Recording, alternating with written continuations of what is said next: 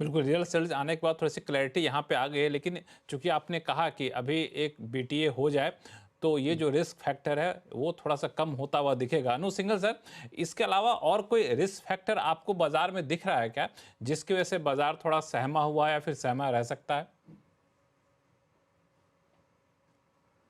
देखिए लक्ष्मण जी, बाज़ार का सबसे बड़ा रिस्क मैं अभी भी कहूँगा अर्निंग्स है। अगर अर्निंग्स रिकवर नहीं हुई तो बाज़ार नहीं चलेगा। देखिए बाज़ार ने बाकी सारे रिस्क जो है ना वो देखे, सहे और बाज़ार ने उनको इग्नोर किया। फॉर एग्जांपल आप देखिए, इग्नोर किया या उनको प्राइसिंग किया। फॉर एग्जांपल भारत पाकिस्तान की कॉन्फ्लिक्ट हुई, बहुत बड़ा ट्रिगर था, मार्केट नहीं गिरा ज़्यादा। टैरिफ वॉर हुई, टैरिफ वॉर की वजह से मार्केट गिरा, लेकिन उसके बाद रिकवरी उससे भी ज़्यादा शानदार तरीके से आई। लेकिन जो पिछले साल के टॉप से मार्केट गिरना शुरू हुआ था, उसका सबसे बड़ा कारण था भारतीय मार्केट में अर्निंग्स का बहुत ख़राब होना। इस क्वार्टर की अर्निंग्स भी कोई बहुत अच्छी नहीं रही। आप ये कह सकते हैं कि कुछ हद तक कुछ होप की किरण ज़रूर जागी है, लेकिन सिर्फ उस बेसिस पर मार्केट नहीं चलेगा। तो अगले 3-4 क्वार्टर की अर्निंग्स देखिए। अगर देखिए ये थ्योरी है हमारी कि अर्निंग्स इम्प्रूव होंगी क्योंकि टैक्स कट है, मॉनसून अच्छा है, रेट कट है, लेकिन अगर इन सब के बावजूद अर्निंग्स में इम्प्रूवमेंट नहीं आई तो मार्केट वापस गिरेगा। तो मार्केट के लिए सबसे बड़ा रिस्क जो है वो डोमेस्टिक है, अर्निंग्स के फ्रंट पर। अर्निंग्स एक काफ़ी इंपॉर्टेंट फैक्टर यहाँ पे रहने वाला है। अभय अग्रवाल साहब, अर्निंग्स को कैसे देख रहे हैं? एक तो इस क्वार्टर की अर्निंग्स ऑलमोस्ट खत्म होने पे है और मोटे तौर पे एक अगले अर्निंग्स का एक क्यू भी यहाँ पे मिलता हुआ आपको दिख रहा है और अब जीडीपी के नंबर भी आ गए, जो भी एक इशारा कर रहा है इकोनॉमी को लेकर के। देखिए, इस समय की अर्निंग्स जो सीजन स्टार्ट हुआ वो थोड़ा एक्सपेक्टेशन जितनी थी उतना अच्छा नहीं था। जब बड़ी कम स्पेशली आईटी सर्विसेज कंपनीज के रिजल्ट्स आए, पर उसके बाद में मुझे लगता है अर्निंग्स जो स्पेशली मिड कैप कंपनीज की हैं और कुछ सेक्टोरल कंपनीज हैं जिनके मैं कहूँगा results slightly better than expected थे, जो कि पिछले 2 हफ्ते में आए हैं। उसमें आप गिन सकते हैं कुछ फार्मा कंपनीज हैं, स्पेशली मुझे लगता है फार्मा कंपनीज की कमेंट्री भी बहुत अच्छी थी और रिजल्ट्स भी अच्छे थे। सीडीएमओ कंपनीज की स्पेशली, फिर हम बात करें अगर लार्ज बैंक्स की, उनके भी रिजल्ट्स और कमेंट्री अच्छी थी।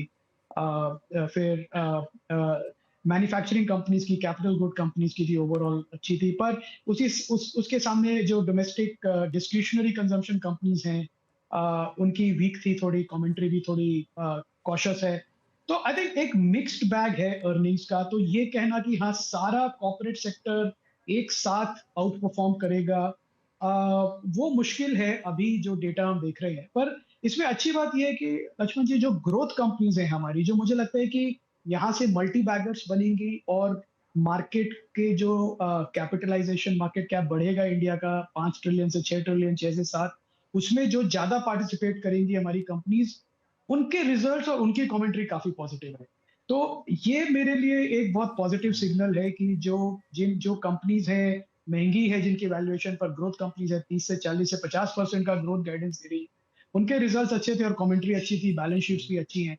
तो एक मुझे लगता है इस क्वार्टर में एक बेस बना है अच्छा, नेक्स्ट क्वार्टर में एक अर्निंग्स की फर्दर आउट परफॉर्मेंस देखने का। तो मैं ज्यादा पॉजिटिव हूँ। मेरा एक्सपेक्टेशन है कि जो अभी जिस क्वार्टर में हम हैं उसके जब क्वार्टरली रिजल्ट्स आएंगे तो हमें एक बेटर आउट परफॉर्मेंस देखने को मिलेगी फ्रॉम मोर सेक्टर्स।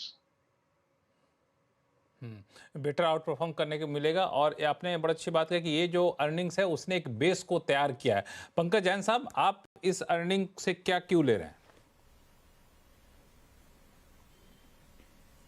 देखो लक्ष्मण जी, जैसे मैंने अभी कार्यक्रम के बीच में भी कहा था, आई थिंक इस बार के जो Q4 अर्निंग्स की मार्केट को एक्सपेक्टेशंस काफी कम थी और उस एक्सपेक्टेशंस पे आई थिंक कहीं ना कहीं ग्रीन शूट देखने को मिले हैं और उस एक्सपेक्टेशन से मार्जिनली बेटर आया। यू कुड किसी भी तरह मैं ये नहीं कह रहा कि रिजल्ट सीजन अच्छा था, बट आई थिंक जो एक सबड्यूड एक्सपेक्टेशंस थी, जो मार्जिनल एक्सपेक्टेशंस थी, उससे थोड़ा सा पॉजिटिव ग्रीन शूट देखने को मिले हैं and markets are trying to latch on to that.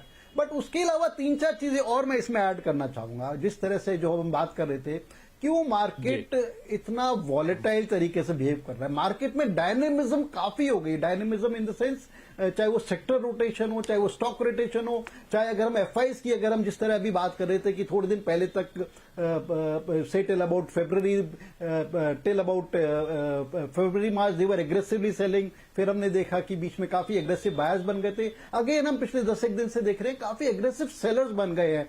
So I think FIIs भी क्या हो गए हैं, it is something like AI driven हो गए हैं काफी सारे एफआई जो हेज फंड्स होते हैं, जो मोमेंटम चेजिंग फंड्स होते हैं। और अगर आप देखें, मैं अभी रिसेंटली जो एक टॉम क्रूज की मूवी आई है मिशन इम्पॉसिबल लेटेस्ट वन, उसमें भी अगर आप देखें तो the challenges it is human kind versus AI, it is good versus जो बैड विलन है वो एआई है। सो इसमें जो एफआई जो आप कर रहे हैं, जो मैं रुझान देख रहा हूं, नॉट दैट कि domestic funds are not doing that, काफी कुछ डाटा ड्रिवन हो गए हैं उनके सौदे, उनके जो ट्रेड्स हो गए हैं, they have become data driven rather than एक emotions with this that this country is going to progress and progress and progress. So काफी शॉर्ट टर्म फिनोमिना भी हो गया काफी सारे फंड्स में, ठीक है, अलग अलग तरह के फंड्स हैं, लॉन्ग ओडी फंड्स हैं, मीडियम टर्म फंड्स हैं, शॉर्ट टर्म फंड्स हैं, बट उसकी वजह से आई थिंक ये डायनेमिज्म या वॉलेटिलिटी मार्केट में आ गई है and this is here to stay. One will have to live with this kind of phenomena, और एक चेंजिंग फिनोमिना है। उसके अलावा किस तरह के आने वाले क्वार्टर वन में रिजल्ट्स आते हैं, that is another one thing. अगर रिजल्ट से ये बैकअप नहीं हमारे को मिला आने वाले 2 क्वार्टर में, definitely this could again tank.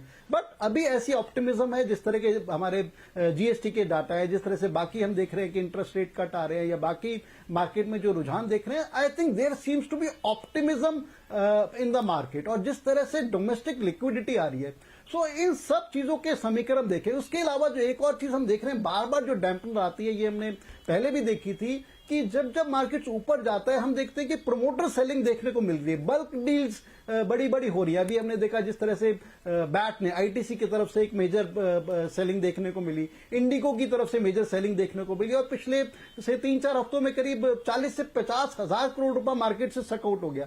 So that is another sucking out of liquidity, जिसका सेकेंडरी मार्केट को बहुत ज्यादा मदद नहीं मिल रही, जिससे प्रमोटर्स को मदद मिल रही है। So there are concerns, there are not so concern, there are green shoots, there are not so green shoots. So market का समीकरण थोड़ा सा कॉम्प्लेक्स है, बट फिर भी अगर जैसा मैंने पहले भी कहा, अगर समीकरण लेना हो कि on which side of the momentum I am standing my self, या जिस तरह का मोमेंटम हम अपने क्लाइंट्स को गाइड कर रहे हैं, we believe that market should proceed further on a positive basis and it just a matter of time कि ये 25,000 निफ्टी को आगे क्रॉस करके जाएगी। लेकिन आपने जो कहा, एक जो प्रोमोटर की सेलिंग को लेकर के, अभिषेक अग्रवाल साहब, इससे